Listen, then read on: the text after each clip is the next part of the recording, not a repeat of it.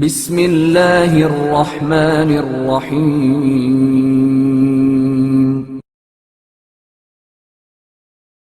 امام حسین علیہ السلام کی مدینہ منورہ سے روانگی۔ امام حسین علیہ السلام مدینہ کے حاکم ولید ابن عتبہ کے طلب کرنے پر جناب عباس علمدار اور بنو ہاشم کے جوانوں کے ہمراہ دارالامارہ پہنچے اور وہاں تنہا داخل ہوئے۔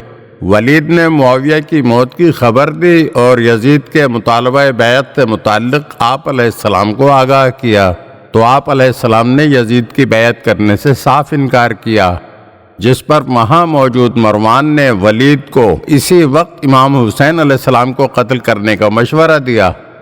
مروان کا یہ مشورہ سن کر امام حسین علیہ السلام نے بآواز بلند مروان کو اس کی اوقات یاد دلائی اور وہاں سے اپنے بھائی حضرت عباس اور دیگر ہاشمی نوجوانوں کے ہمراہ اپنے دولت کدے پر واپس تشریف لے آئے۔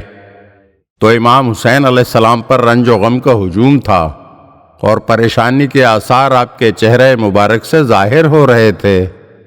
کافی سوچ بچار کے بعد آپ علیہ السلام اب مدینہ منورہ میں کسی طرح اپنا قیام مناسب نہ سمجھتے تھے۔ اس کے بعد امام حسین علیہ السلام نے مکہ معظمہ کی طرف جانے کا عزم مصمم کر لیا۔ اپنے خاندان والوں کو جب اپنے ارادے سے مطلع فرمایا تو سب حکم امام کی بنا پر ترک وطن پر آمادہ ہو گئے۔ مکے کے لیے مدینہ سے روانگی سے قبل حضرت امام حسین علیہ السلام اپنے گھر کی خواتین کے ہمراہ روضہ رسول پر رخصت ہونے کے لیے گئے۔ اس وقت روضہ رسول میں ایک عجیب کوہرام برپا تھا۔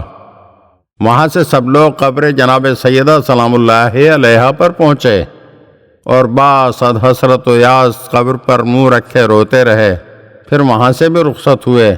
جب اہل مدینہ کو حضرت امام حسین علیہ السلام کے اس ارادے کا حال معلوم ہوا تو ایک عجیب بے چینی پیدا ہوئی۔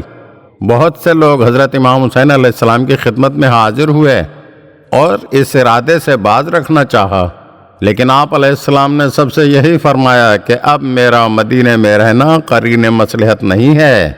جب لوگوں کو مایوسی ہوئی تو زن و مرد دہاڑے مار مار کر رونے لگے۔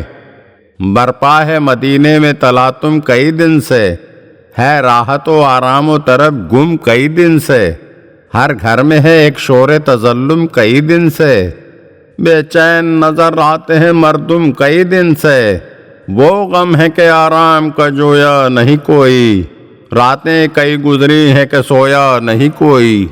غرض کہ امام حسین علیہ السلام نے سامان سفر درست کر کے اپنے اہل بیت کو اونٹوں پر سوار کیا۔ اس وقت مدینے میں ایک عجیب کوہرام برپا تھا۔ مدینے کے مرد امام حسین علیہ السلام، حضرت عباس اور حضرت علی اکبر وغیرہ سے گلے مل مل کر رو رہے تھے اور عورتیں زنان اہل بیت سے رو رو کر رخصت ہو رہی تھیں۔ امام حسین علیہ السلام سب کو صبر کی تعلیم دے رہے تھے۔ غرض کے قافلہ حسینی نہایت حسرت و یاس کے ساتھ در و دیوار مدینہ پر نظر ڈالتے ہوئے، روضہ رسول کو اشتیاق بھری نظروں سے دیکھتے ہوئے سرزمین مدینہ سے روانہ ہو گیا۔